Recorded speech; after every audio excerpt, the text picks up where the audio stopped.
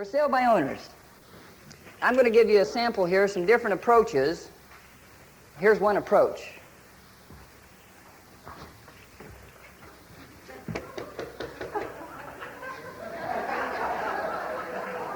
Hi. For sale by owner, first aid kit. This is normally the guy that's been on the market maybe a week or so and you haven't had an opportunity to get to him yet, but you're going over now. How long will it take you to put this little package together? 10 minutes? I recommend that you locate your for sale by owners in the Saturday morning's paper. That's been the best time I've found. If you've got a little neighborhood paper that you can check occasionally, that's fine. Go ahead and do it. Maybe this Saturday morning you and I are going to sit down and start working for sale by owners. Here is how we would go about it that I would recommend. We take a plain sheet of paper and lay beside the desk there, and we take the newspaper. Now the danger is that you try to work too big of an area. I knew a little gal that saw me at a multiple listing meeting one time. She runs out and says, "Roger, I'm going to start working just on for sale by owners." I said, "I think that's great. I'm really happy for you." A couple months later I asked her how she's doing. She says, "Not too good." I says, "What are you doing?" She says, "I drive to the north area, I drive to the south area, I drive to the east area, I drive to the west area." We added up and she was driving 8 hours a day. She was spending more time in her car than she was face-to-face with a prospect. So I recommend that you stay within maybe a 2 to 3 mile area around your office. And probably your newspaper's divided up into different zones, zone 1, zone 2, zone 3, zone 6, whatever it might be, or the north area, south area. Work a concentrated area. We're going to find this one column that we're going to work for sale by owners. Let's take a bright felt tip pen, one of these little flare type pens, that's red or orange or something bright like that will show up. Let's read the paper first. We start at the top and we read every ad going down, and every one that we see that is a for sale by owner, we just put a red dot on it. All we're doing now is just picking them out. We're not confusing any other steps. We're just reading the paper and picking them out. And then what we're going to do is come back in a few minutes after we do that, and then take an X-Acto knife, one of these little razor blade type knives with a handle on it. They're excellent. Take an X-Acto knife and cut those ads out. And then by telephone number, we're going to arrange them on a sheet of paper, numerically by telephone number, with the first 3 digits and then the last 4 digits, the prefix. And then what we're going to do is just take a pen or a pencil and draw a little line between them like this. Here's 2 different approaches. You may want to call the for sale by owner first, depending on your time schedule, or you may want to go right over. Now I think going right over is fine. If you have the time, I recommend that you go right over. If it's a new for sale by owner in your farm area and you know the individuals pretty well, I recommend that you go right over. Let's say, for an example, we call the first one and he says, "Look, real estate salesman, I'm going to sell this rascal myself. I don't want anything to do with you. Don't call me again. Goodbye." Slams the phone down. We're going to give him a grade. And we're going to grade him on a scale of 1 to 5. What did he just get? 0. We're going to give him a 1. Mr. Joe Nasty 1. We call the next one. They're motivated. They need to be in Dallas in 60 to 90 days. They're pretty nice, but they're just not really that helpful. Maybe they're about average. We give them a 3. Now we get one that's a nice guy. He says, "I got to sell it. I want to try it myself." And he sounds like the type of guy that's our cup of cream. We maybe give him a 5. So going through this, we may end up with a couple 5s, a 4, a 3, a 2, and maybe another 1. Which ones are we going to work with? All the 5s, and then maybe drop back into the 4s, maybe even the 3s, time allotted. The danger is most salespeople, they want to work FSBOs, but they're not selective with the people that they work with. And this is what I want you to begin doing, is select your clients. Don't let your clients select you. Unless it's a referral, then there's not that much problem. Let me give you a couple approaches to this. With your for sale by owner first aid kit, if you were going over, here's a couple things that you could be taking with you in your for sale by owner first aid kit. A credit information sheet that the buyer would fill out. A sample deposit receipt. And don't give them one of your company deposit receipts. Give them a neutral deposit receipt, either from your board of realtors or from the state association. Because if these 2 idiots should get into an agreement and there's something in there that they misconstrue the wording of it or something, I don't want you getting in trouble. A lender financing guide. lender financing guide. We had a little sheet made up that says how to show your property, and actually had some nice tips on there on how to show the property. Some of the newspapers put together little advertising guides. All they really are mainly is a little rate card. And then the way you would use your little for sale by owner first aid kit, you don't take everything over at one time. You take them one at a time. This is very good follow-up material. You go over, knock on the door, and when he comes to the door, you say, Mr. Jones, the last time I was here, you said something that made me think you wanted a deposit receipt. Now, he might have said it's raining in South America. That made you think he wanted a deposit receipt. You can come back in a couple days and say, Mr. Jones, the last time I was here, you said something that made me think that you could use a lender financing guide. And you can keep coming back with different things on this. It's important now to be the first to call on a for sale by owner. And let me say this, if tomorrow morning you're working for sale by owners, and even if they just put their ad in the paper today, their ad came out tomorrow morning, and you go over and knock on their door, where do you start? You start previewing the home with the owner. You seat them, something you may work into your presentation then and say, I have a little book out in the car that I think may show you some things that may be of interest to you in netting the most money out of your property. I'd like to step outside and get it for just a moment. Go out and get it, bring in your notepad, and go into your full presentation and try to close then. Try to close on your first attempt over. You'll be surprised when you do how many of them you can get your for sale sign in the front lawn the first morning they come on the market, and what does that do to your competitor? Oh boy, you can kill them. You have to be very competitive in this business. Not have to, you get to. Isn't it great? Use a for sale by owner question card. Now we made up a little card that is like this. What we did is just take a little blank 3x5 card and type on here some little beginning questions. Now here's a sample of some beginning questions that you can start asking when you go over to the for sale by owner. Now first of all, you'd introduce yourself, naturally. How much are you asking? You can use this question card either on the telephone, you can use this question card on the doorstep at the personal interview. And it may go something like this. Good morning, Mr. Jones. I'm Roger Butcher, representing Professionals Unlimited. And I was wondering, how much are you asking for your property? Or how much are you asking for this lovely home? Throw in some adjectives. They work real good. What is your loan balance? What is the type of loan and the amount of payment? How long has your home been on the market? How many bedrooms? How many baths? Type of heat and air. Now, if you get halfway through this and they say, why are you asking all these questions? You see, sir, I'm working on the sale of a property in this area at this time, and having accurate information will help us to get a higher market value, won't it? Is he interested in higher prices? You bet. And I've had him say, what else would you like to know? And another dialogue you can use in that situation is, it will influence property values, won't it? It will influence property values, won't it? Having accurate information will help me to get top money for our property, and it will influence market values. Where do you folks plan to move? That's a qualifying question, isn't it? Here's a good one. Here's a good one. I've been on the doorstep and asked this question. Is the backyard about the same size as the front yard? Why don't you come take a look at it yourself? And what happened? You're in. That is a good one.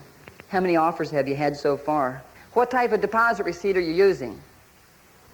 Now, these are some basic questions. I understand that. But listen, I was out on multiple listing tour one morning with 2 or 3 carloads of our salespeople, and normally I was the one leading the pack. And if ever there was a new for sale by owner sign come up in the area, one of the people sitting in the front seat of my car would reach across and grab my steering wheel and run us up into the front lawn. The guy sitting next to me would take his foot and push me out the door. And who got elected to go talk to the for sale by owner? Well, if you've got a sales staff, you can't look bad. You got to look good. So I go bouncing up, knocking on the door. This lady came to the door. I got through my questions. I got down to this next one. I says, ma'am, what type of deposit receipt are you using? She says, what's a deposit receipt? I said, ma'am, you have my card. I do have an important appointment at the office at 1 o'clock. Between me and you, you need help. And if you feel the same way, you might want to give me a call. When I got back to the office, what do you think was waiting for me? Mrs. Myers. Telephone. I checked the cross directory real quick to see who it might be. Yes, it was her.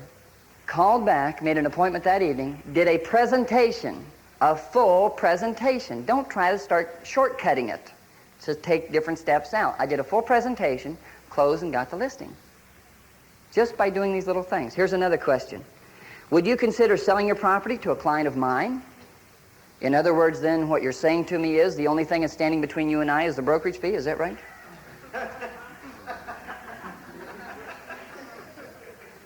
If there were a way I could net you about $2,000 more than you could yourself, would you be interested? They say, where you been all my life? Here's another good question. What will you do with the property if you don't sell it? That's a good one to ask on the telephone. I didn't mean it that way. I didn't mean it that way. There was a for sale by owner that I'd seen in the paper for a couple weeks, and I was so busy I didn't have time to check on him. So one evening, just before dinner, I thought, I'm going to take time before I sit down to eat. I'm going to call this guy. So I called, and normally I've found that it's the wife that's delegated to answering the phone on a for sale by owner. She got on the phone. I was nice rapport, nice lady. Started talking with her, and I says, what will you do with the property, ma'am, if you don't sell it? And I could hear her put her hand over the mouthpiece of the telephone, turn to her husband and say, John, what will we do with the place if we don't sell it?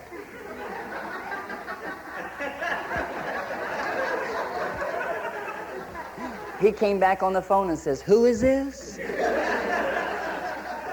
I said, sir, would you be interested in selling your property for about $2,000 more net and let me handle all the paperwork than you could by selling it yourself?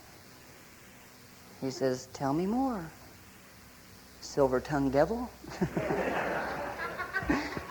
It's important to work with the most motivated for sale by owners.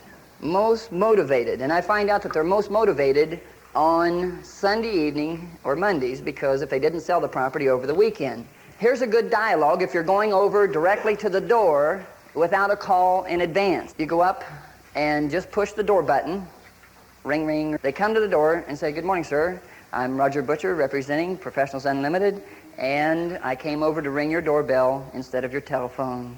That is a good one. I've had them actually say, won't you come in? Just from doing that, because you see, out of 20 people that have contacted that for sale by owner that morning, probably only 1 or 2 of them have actually come over. You'd be surprised how many for sale by owners I've watched in the newspaper being on the market for 3 and 4 weeks when I didn't have the time myself to go over with so many other good leads and appointments. And that's what happens when you do the prospecting that I'm trying to get you to do. You'll have all these good leads, you'll get so busy, you'll wish that there was another 2 or 3 of you. And the danger is you'll start giving your leads, extra leads, to people in the office. Don't do it. Let them get their own. If you have somebody that you can't follow up on, forget them. Because what will happen is they won't follow up on them either. Here's a good one. I have a lot of people tell me, if I can only get in the door of a for sale by owner, I'm good once I get in. How would you like to know a foolproof way of getting into a for sale by owner's door when they pull you in, not just invite you in? Don't ever say, I have a client for your house or a buyer for your house. Folks, that went out with high button shoes. I think people are a little smarter than that today. At least I'd like to give them credit for being. Here's what you do. Again, you have to decide if you want to use this type of technique or not. Let's say, for an example, Emily here is my office manager or a good friend of mine, salesman, that we do a lot of work. And I'm not advocating working closely with another salesman. I think the professional, top volume person is a lone wolf in the real estate business. A lone wolf. You've got to work by yourself. You can't be waiting around the office 15 minutes while Joe comes in so we can go canvassing together. Get out there. Get off your duff. Go do it yourself. Emily and I kind of work together on some of the things like I'm going to mention to you here. I say, Emily, here's a new for sale by owner in the newspaper. Do plan A. Emily knows that plan A goes like this. She calls the for sale by owner. She says, Mr. Jones, one of our salespeople here at Professionals Unlimited told me when he left the office that he may stop by your property or just drive by and see the front of it if he had time. I know he was going to be in your neighborhood, but if he had time, he may stop by. I don't know if he will or not. His name is Roger Butcher. Should he come by, please tell him he has an emergency call at the office.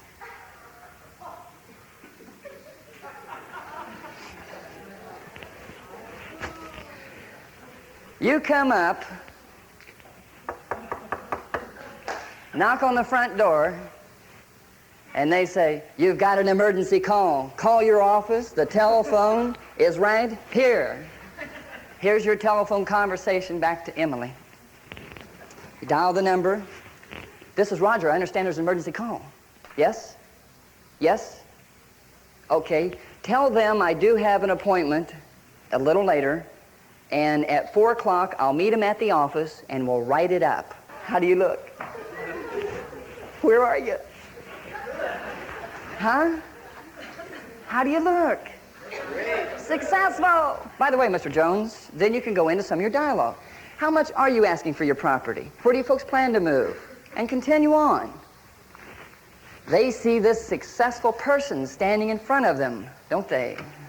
What we're going to do now is we're going to try to give you a role-play situation that is most probably trying to typify as much as possible in a classroom situation that you're going to run into out in the live field. They're in the trenches on the battlegrounds with a for sale by owner. And Joe has volunteered to give me some assistance in this area. So let's give Joe a hand as we bring Joe up. And I made the mistake of picking out somebody that's bigger than me. Joe, would you stand right over here, please? Let's kind of set the stage here with Joe just a little bit. Let's say, for an example, maybe Joe is about a number 3 or a number 4 grade for sale by owner.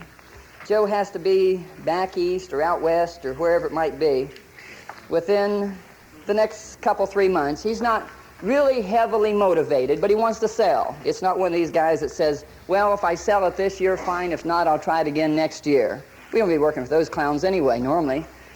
But let's say he does need to sell, and we've selected an opportunity here to work with Joe. Let's set the stage.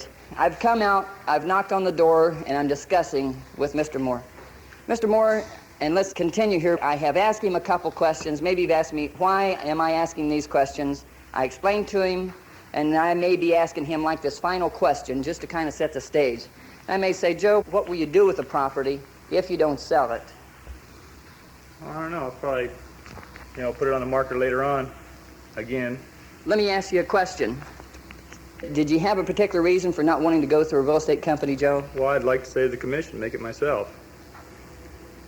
In other words, then, what you're telling me is, if I understand you correctly, that if there were a way I could show you that my services didn't cost you anything, that you'd place a property with me, is that correct? Well, I'd give you a 3% listing.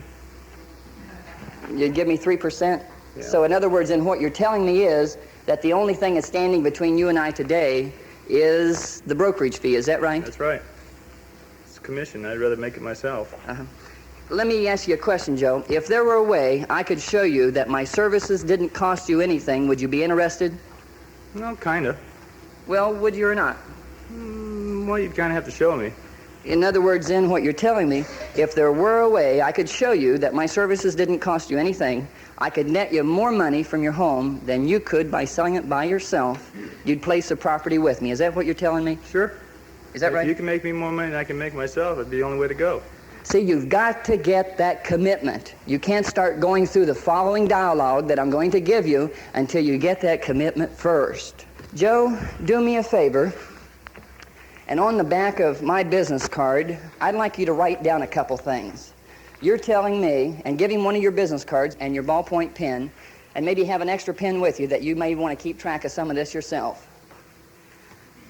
Joe, let me ask you. You said that you felt that fair service was worth 3%, but before we say that, let's ask, how much are you asking for your home? $50,000. $50,000. And let's say, for an example, he's got it priced kind of realistically, maybe a couple thousand within market value. So this is not the guy that's trying to get 70 for the 50. He's pretty reasonable, but he does want to sell and save the commission. Joe, you said that fair service you felt was worth 3%, didn't you? Right. How much is 3% of $50,000? $1,500. Joe, would you just write down on my card, fair service, $1,500. Okay. Joe, let me give you an example. If you had a beautiful diamond, one of the largest diamonds in the world, in your pocket right now, and you were to decide to sell that diamond, could you get as much for that diamond trying to sell it yourself? Or do you think you could get more for it if you went to San Francisco or to Chicago or to New York and visited probably 3 or 4 of the top diamond marketing specialists in the world? Who do you think would get more money for that diamond? Oh, the diamond expert. The diamond expert. Let me ask you another question, Joe. Just from exposure, being able, in my situation, to expose the property to more buyers, were you aware that you're only exposing your property to about 3 to 5% of the true buying market? You probably weren't aware of that, were you? No, I wasn't. Just from exposure, I can normally get you at least another $500 for your property by exposing it through the marketing methods that we have. Does that make sense to you? Sort of. Okay. Write down then, exposure, $500, would you please? You probably were not aware that my services are tax deductible, were you? No, I wasn't. That would be a savings to you, wouldn't it? Sure would. Judging from the nice new car out front, you're probably in at least the 30% income tax bracket minimum most Americans are today. Wouldn't you agree? Yeah, that's close. What is 6% of $50,000, Joe? $3,000. $3,000. How much is 30% of $3,000? $900. $900. Would you write that down, please, tax deductible? Now, just before the pen hits the listing agreement or the cooperative service agreement, make sure you whisper in his ear that it's actually tax deferrable. It's not tax deductible like at the end of that year, but it's tax deferrable on the gain in the future. Back to Joe. Joe, how much had you allotted for your advertising budget? Oh, a couple hundred. Couple $100. Me taking over the advertising, I'd save that for you, wouldn't I? Sure. How much is that? $200? Let's write that down. Now, what we find in real estate, to market a property properly, that is, to expose it to the most number of qualified buyers in order to get you the most money possible, we find in real estate that it takes about 1% of the sales price to market that property. Again, I'd be saving that for you, wouldn't I? Yeah. And what's 1% of $50,000? $500. $500. See what I'm doing here? I'm leading him, setting him up with the easy questions. Do you have your home available for FHA and VA buyers? Sure. You do have the property available then for FHA and VA buyers? Whatever deal I can get. Okay. Let me ask you another question now. Were you aware that you'll probably have to pay a little bit more money in FHA and VA points as compared to placing it through a realtor? And the reason being is, let me ask you a question. How many homes have you sold this year? None. It's the first one. This is the first one. When we are placing in real estate several hundred loans a year through lenders, doesn't it stand to reason that they're probably going to give us a little bit of a break? I'd be saving you that money, wouldn't I? Sure. Now, I'm going kind of on the low side, Joe, but let's say on points, I save you, say, 1/2 of 1%. Well, maybe we have a $40,000 loan. What would be 1/2 of 1% of $40,000? Be $200, wouldn't it? Let's write that down. Add that up, Joe, and see what that comes to. $3,800. $3,800. At 6% brokerage, I'm only charging you how much? $3,000. And I'm saving you how much? $3,800. Perhaps I should increase my amount of brokerage. No, that's all right. We can leave it like it is. Let's give Joe a hand. Thank you very much. Okay, you want to keep that? You see, what we do is we lead them through. We show them that we're saving them more money than we're charging them. So why should they try to sell it themselves? Plus, we're handling all the paperwork, and you guys can't get listings? Can you get listings with that? Yeah. Oh, you better believe it.